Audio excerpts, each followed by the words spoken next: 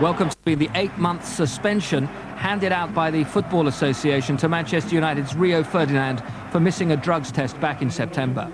He's able to play until the ban starts in January. United described the punishment as savage and say an appeal is inevitable.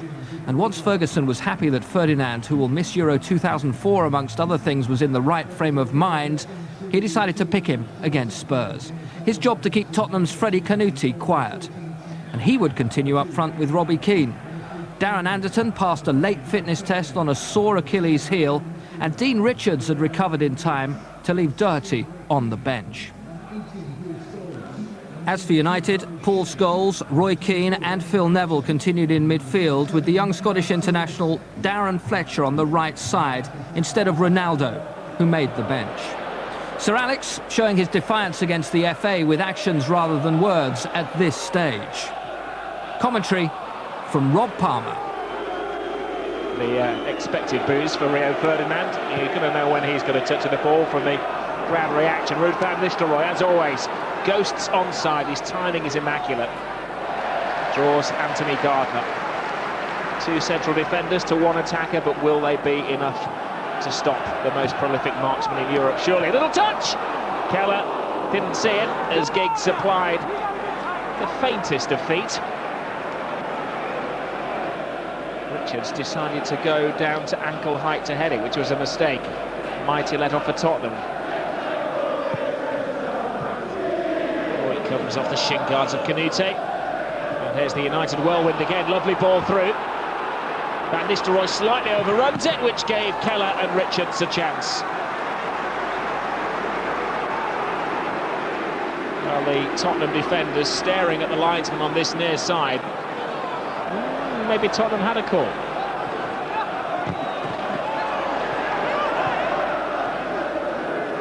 "36 goals in his last 46 matches.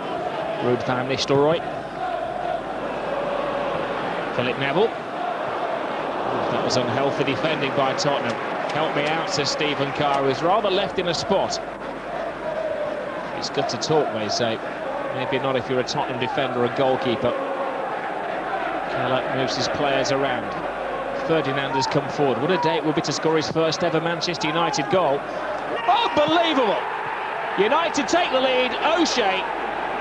Where was the Tottenham defence? In the blink of an eye, Manchester United take the lead. Tottenham was still taking up their positions when the Irishman came through, stuck out a right boot, and it landed right in the back of the net. John O'Shea's second goal of the season. His other was against Wolves, but turned out to be a winner. Tottenham come back, and a great save by Howard. More flamboyant goalkeepers may have taken to the air then, but his feet and his hands and his mind all worked in unison to keep King quiet.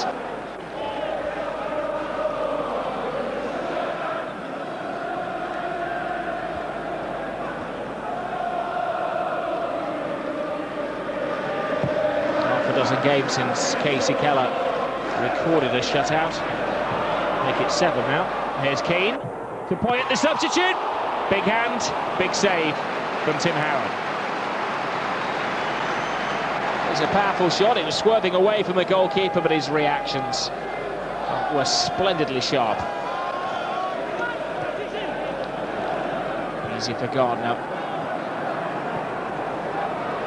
Roy Keane wisely didn't dive into that tackle with Roy Keane.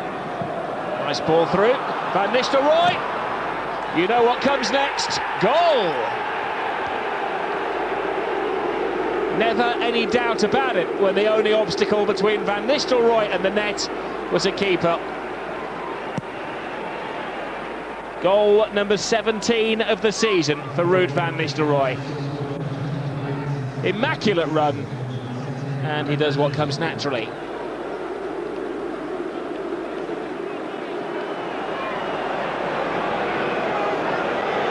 Stephen Carr.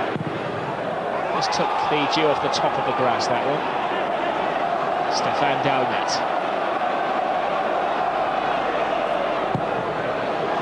Wasn't a bad shot. Never any suggestion that Tim Howard was going to be beaten by it, but full of the options that were available. Canute. Dalnat. Swallows past O'Shea and puts in another fine cross. Comes to Kamczewski. What hits and hopes, and there is a hope. Tottenham's finishing is woeful. To be fair to them, it fell to a right back in the shape of Stephen Carr. Lemley King. Easy for Keane. Giggs wants it. Giggs gets it. Van Nistelrooy makes the move again. He makes space for Giggs. Keller half stops it. Scholes gets there, but Tottenham regroup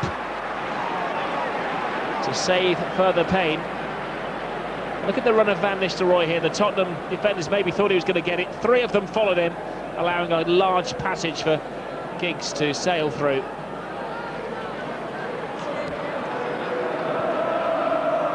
Pass was rather telegraphed. Keane. Silvestre. They're teasing Tottenham. Giggs looking out for a pass. Who's on the end of it? It could be his second. Oh, proves he's human, I suppose. But for once, his viewfinder was slightly off focus.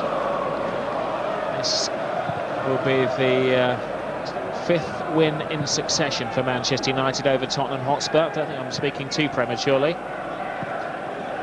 They've kept clean sheets in the last two games. They did the double last season and the season before. And they're halfway to a double this season. Canute, grand distance from goal. A quadruple step over. Doesn't really gain him much ground. Dalmat, right across the area. Oh, gets it. He'll take it, Gus Poyet. A goal of good fortune, but it brings Tottenham back into the game. Dalmat was lurking at the far post. Happy goal, but Gus Poyet has given Manchester United a little bit of a scare.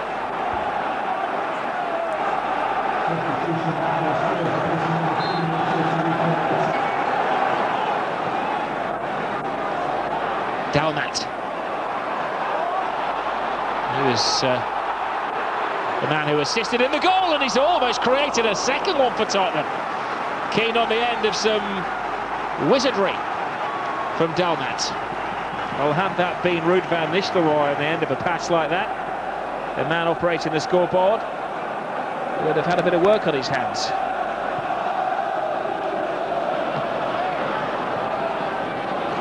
Poyet. Now Ricketts needs to make the right pass. He went for the glory goal, but Howard made a fantastic save.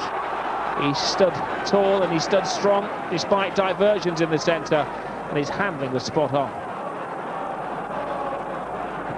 5 seconds remain. Time running out for Tottenham. They have to be quick. And Rio Ferdinand saunters away with the ball as the final touch. It has been a testing week for him, but he's on the winning side on the football pitch, if not in the footballing courts. So Alex and Ruud van Nistelrooy are back at the top of the table. Manchester United take a grip of the Premier League at Christmas. They've beaten Tottenham by 2-1. I think that probably was the best thing to play him, really. Get all the things out of his mind and concentrate on playing again. And I think he's acquitted himself very well, given the circumstances. We could have been really vulnerable at half-time. You know, when you chase a game against Manchester United, I've done it before, and you can get into all sorts of trouble. But I thought we chased it quite intelligently, and I really do believe that in the end, I think we deserved a draw. It's a very busy time, Boxing Day, and then 2 days later we have Middlesbrough. But, you know, the important thing is to be there at the end of the season, at the end of the year. I always feel that when you see that week in 1st of January, I think you know then how the league is going to pan out for all positions, you know, UEFA places and even relegation. So it's Manchester United, the first to 40 points and back on top of the table from rivals Arsenal and Chelsea, who have virtually identical records. Southampton are up to 4th. Look at Bolton, top 10. Tottenham, Villa, Leeds, Portsmouth, Leicester and Blackburn all with problems in the Barclaycard English Premier League. But will the ghost of Christmas past, the team at the bottom on the 25th always goes down, come back to haunt Wolves? No sign of Scrooge, though, when it comes to the race for the title and all the excitement of the multi-million-pound talents at Manchester United, Arsenal and Chelsea. It's a dickens of a job to pick a winner at this stage, with United's win, Arsenal's draw at Bolton and Chelsea's victory at Fulham. From me, Mark Saggers and Steve Banyard, we'll leave the final word at this festive season to someone who hopes soon to be top of the tree. Merry Christmas to all the viewers.